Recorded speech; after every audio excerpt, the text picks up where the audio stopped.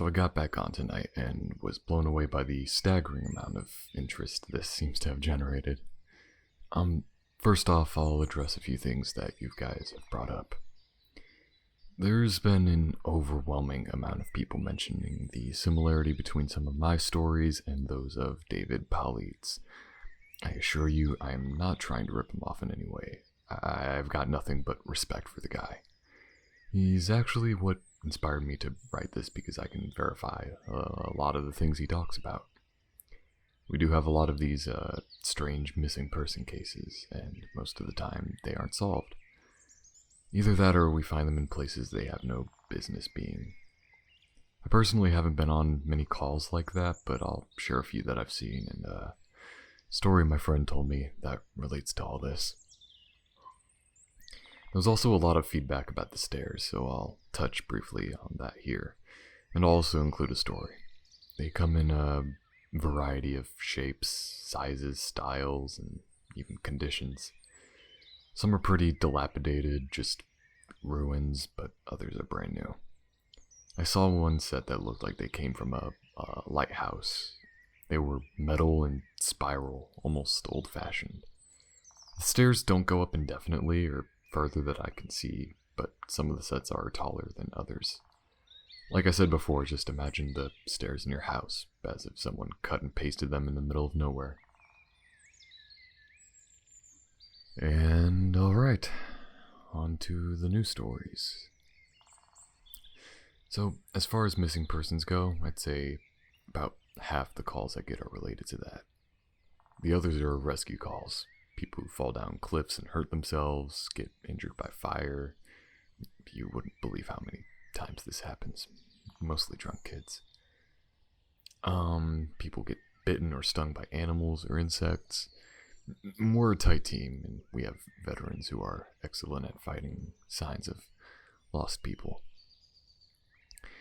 That's what makes these cases where we never find any trace of them so frustrating. One in particular was upsetting for all of us because we did find a trace of them, but it led to more questions than answers. An older man had been hiking alone on a well-established trail, but his wife called to say that he hadn't come home when he should have. Apparently he had a history of seizures, and she had been worried that he didn't take his medication and suffered one out on the trail. Now, before you ask, I have no idea why he thought it was okay to go out alone, or why she didn't go with him. I don't ask that kind of thing because past a certain point it doesn't really matter. Someone's missing and it's my job to find him. We went out in a standard search formation, and it wasn't long before one of our vets found signs that the guy had gone off the trail. We grouped up and followed him, spreading out in a fan to make sure we were covering as much ground as possible. And suddenly a call comes over the radio telling us to all head back to the vet's location, and we come right away because usually this means the missing person is injured and we need a full team to help get them out to safety.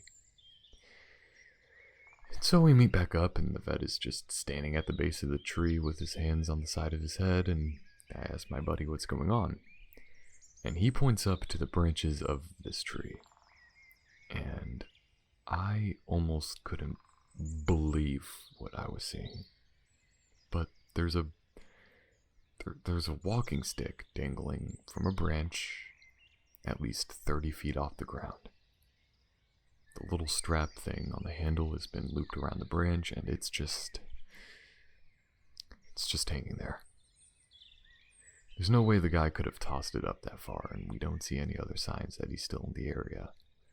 We call up into the tree, and obviously no one's in it.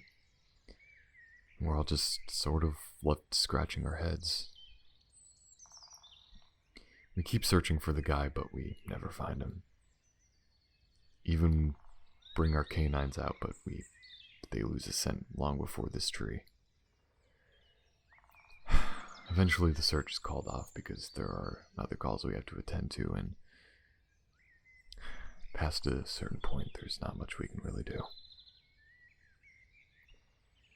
The guy's wife called us every day for months asking if we'd found her husband, and it was heartbreaking to hear her get more and more hopeless each time. I'm not sure why this call in particular was so upsetting, but I think it was just the sheer improbability of it.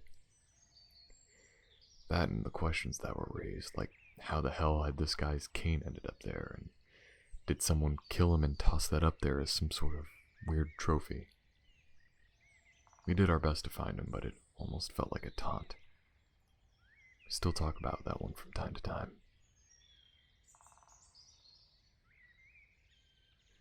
Now, missing kids are the most heartbreaking.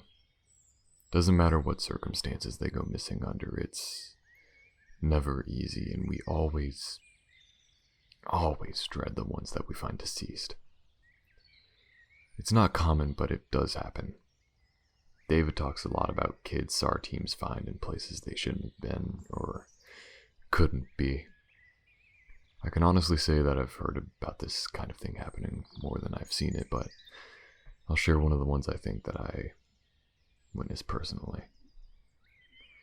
A mother and her 3 kids were out for a picnic in an area of the park that was a small lake.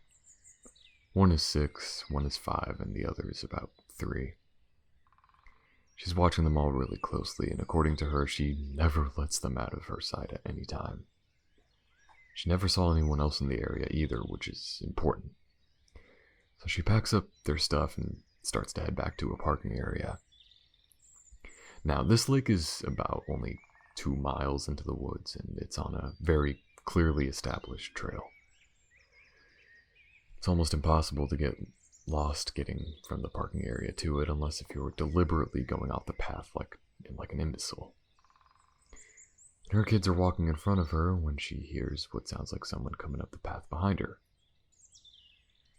And in the 4 or so seconds she's not looking, her 5-year-old son vanishes. She's figured he's stepped off the trail to pee or something, and so she asks the other 2 where they went. And they both tell her that a big man with a scary face came out of the woods next to them, took the kid's hand, and led them into the trees. The 2 remaining kids don't seem upset. In fact, she says later that it seems they've been drugged or something.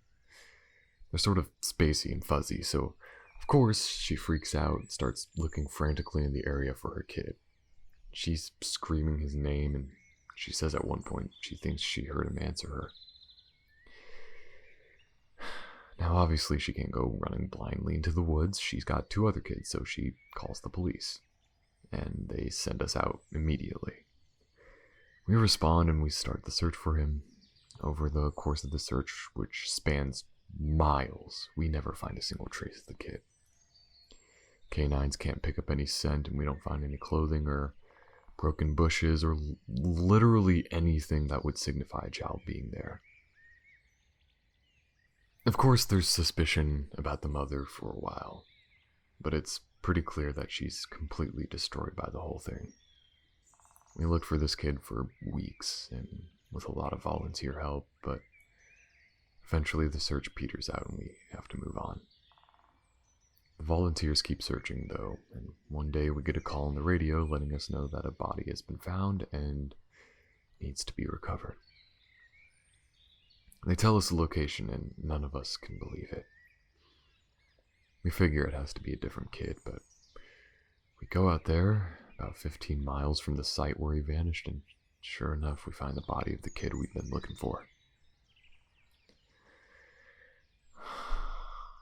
I have been trying to figure out how this kid got to where he did ever since we found him, and I've never come up with an answer. A volunteer just happened to be in the area because he figured he might as well look in places no one else would think to, on the off chance that the body has been dumped. Comes to the base of this tall, rocky slope, and halfway up he sees something. He looks through his binoculars, and sure enough, it's the body of a little boy, stuffed in a little opening in the rock. He recognizes the color of the kid's shirt, so he knows right away that it's the missing boy. That's when he calls it in, and we're dispatched. It took us an hour to get his body down. none of us could really believe what we were seeing. Not only was this kid 15 miles from where he'd started, but there was also no possible way that he could have gotten up there on his own. This slope was treacherous, and it's hard even for us with our climbing gear. A 5-year-old boy had no way of getting up there. Of that I'm certain. And not only that, but the kid doesn't have a scratch on him. His shoes are gone, but his feet are damaged or dirty. So it wasn't as if an animal dragged him up there. And from what we can tell, he hasn't been dead that long. He'd been out over there a month by that point, and it looked like he'd been only dead for maybe a day or two. The whole thing was unbelievably strange, but was one of the most disconcerting calls I've ever been on. We found out later that the coroner determined the kid had died from exposure. He'd frozen to death, probably late at night, 2 days before we found him. There were no suspects, no answers. To date, it's one of the weirdest things I've ever seen. Another story. One of my first jobs as a trainee was a search op for a 4-year-old kid that had gotten separated from his mom. This was one of those cases where we knew we were going to find him because the dogs were on a strong scent trail, and we saw clear signs that he was in the area. We ended up finding him in a berry patch about half a mile from where he'd last been seen. The kid wasn't even aware that he'd wandered that far. One of the vets brought him back, which I was glad for because I'm not really good with kids, and I find it hard to talk to them and keep it company. As my trainer and I were headed back, she decides to take me a detour and show me one of the hotspots where we tend to find missing people. It's a natural dip in the land near a popular trail, and people will usually move downhill because it's easier. We hike out there, and it's a few miles away, and we get there in about an hour or so.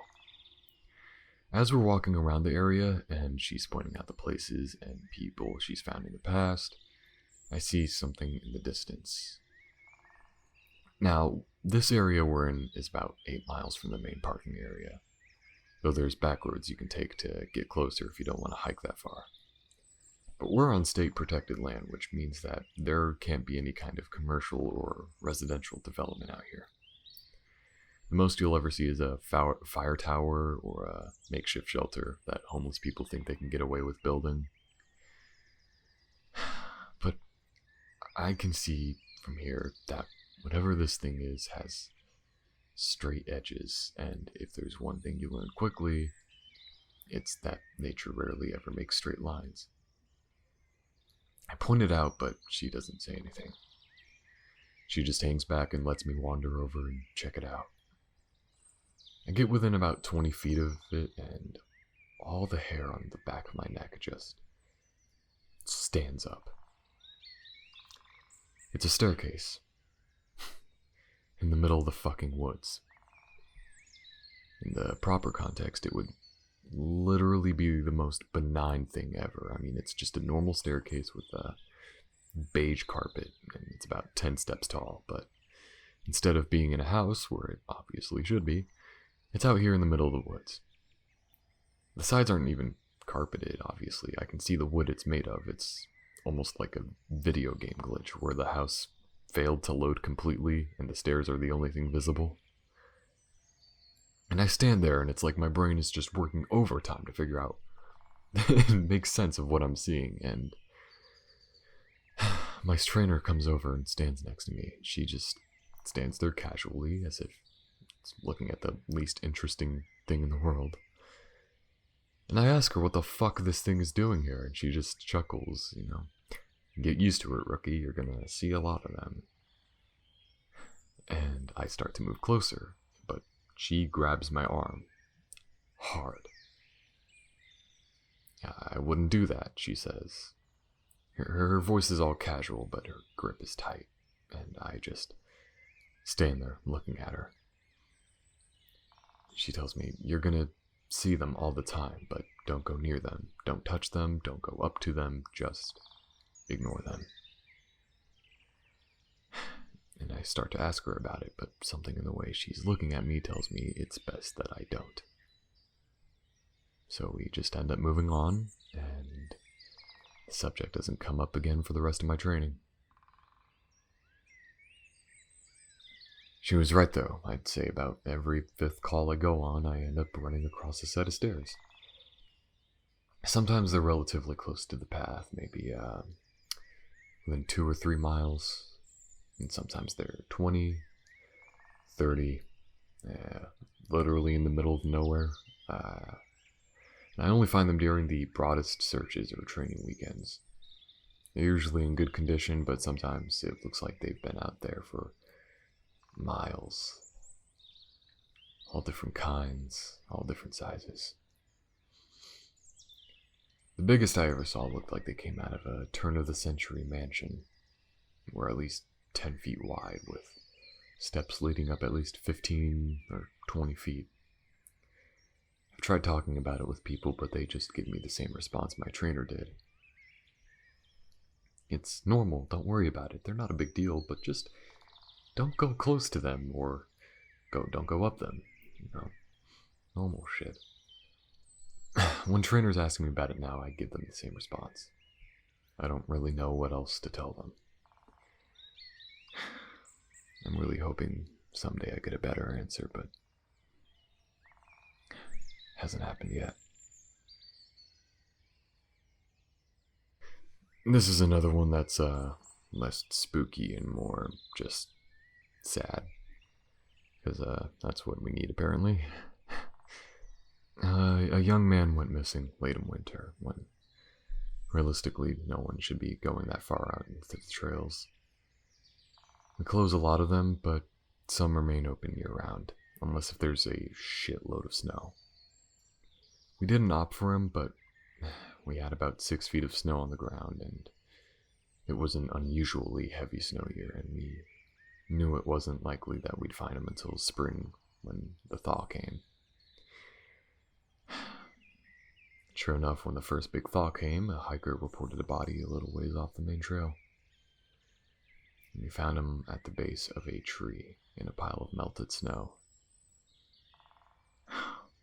I knew right away what happened, and it scared the living shit out of me. And most of you who ski or snowboard or spend any amount of time on a mountain will probably have guessed too. Now, when snow falls, it doesn't collect as thick in areas beneath the branches.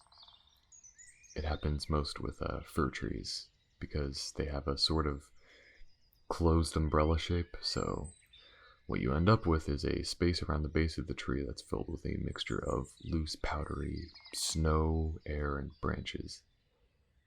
They're called tree wells, and they're not immediately obvious if you don't know what you're looking for. We put up signs in the welcome center, like really big ones, letting know people how dangerous they are, but every year that we get an unusual amount of snow, at least one person doesn't read them, or take the warning seriously, or forget, and we find out about it in spring. My best guess is that this young man was hiking and got tired. Maybe a cramp from walking in the deep snow. He went to go sit up at the base of a tree, not knowing that there was a tree well, and fell in. He got stuck with his feet up, and the surrounding snow caved in around him. Unable to free himself, he suffocated. It's called snow immersion suffocation, and it doesn't usually happen except in really deep snow. But if you get stuck in a weird position like this guy did, even 6 feet of snow can be lethal. What scared me most was imagining how he must have struggled. Just upside down in the freezing cold,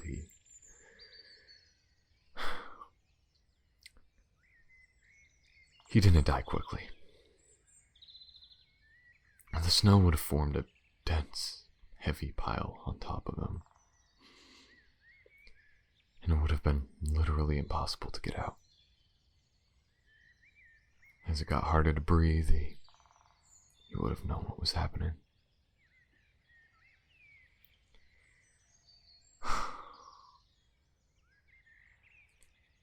Can't even imagine what he was thinking in his last moments.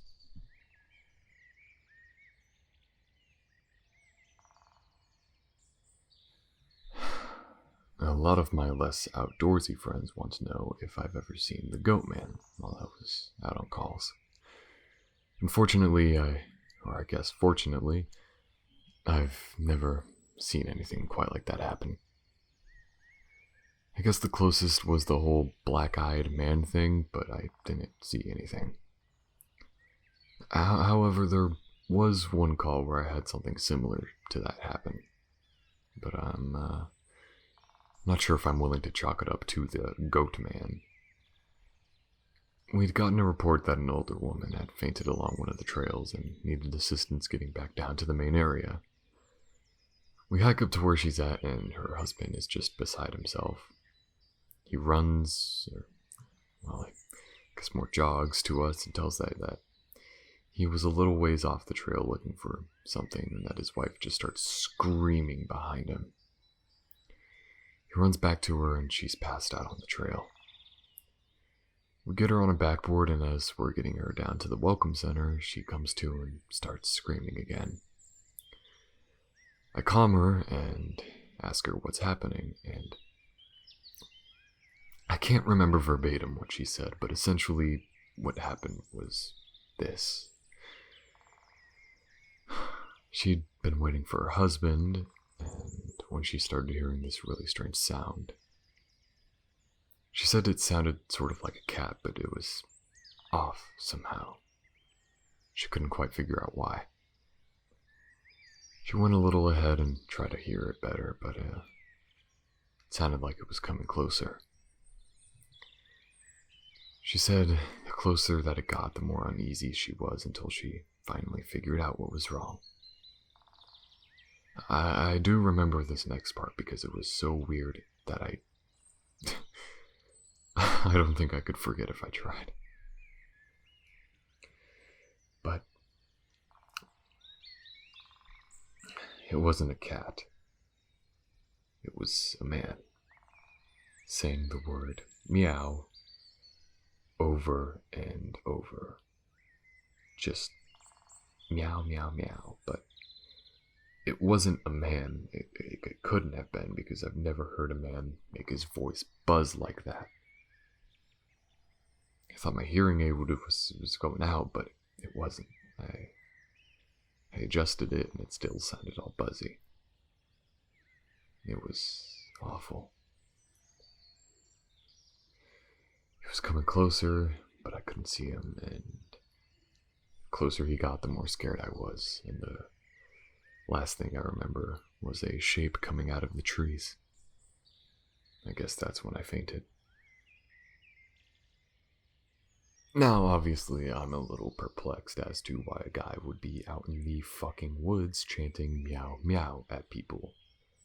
So once we get down to the mountain, I tell my superior that I'm going to go search the area and see if I can find anything. He gives me the go-ahead, and I grab a radio and hike to where she fainted. I don't see anyone, so I hike about a mile more, and when I head back, I go off the trail, see if I can figure out where she saw this coming. And it's almost sunset by this point, and I don't have any desire to be out at night alone, so I just sort of write it off and make a mental note to check it out again tomorrow. But as I'm headed back, I just start to hear something in the distance.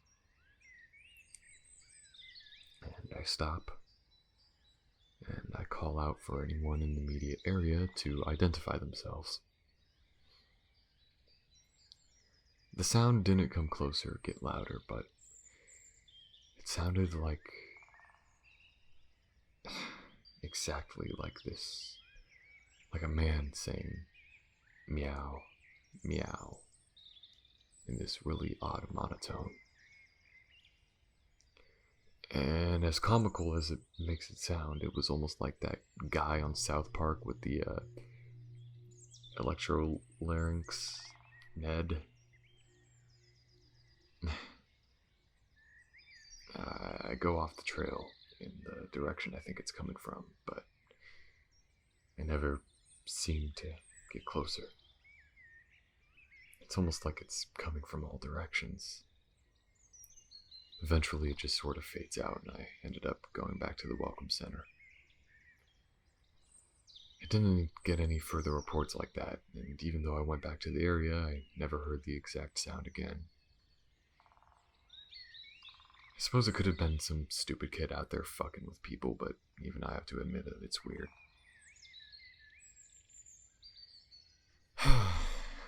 So this turned into a long recording, and for that I apologize. I wanted to get to the stories my friend told me, and he does have some good ones, so I'll get those by next week.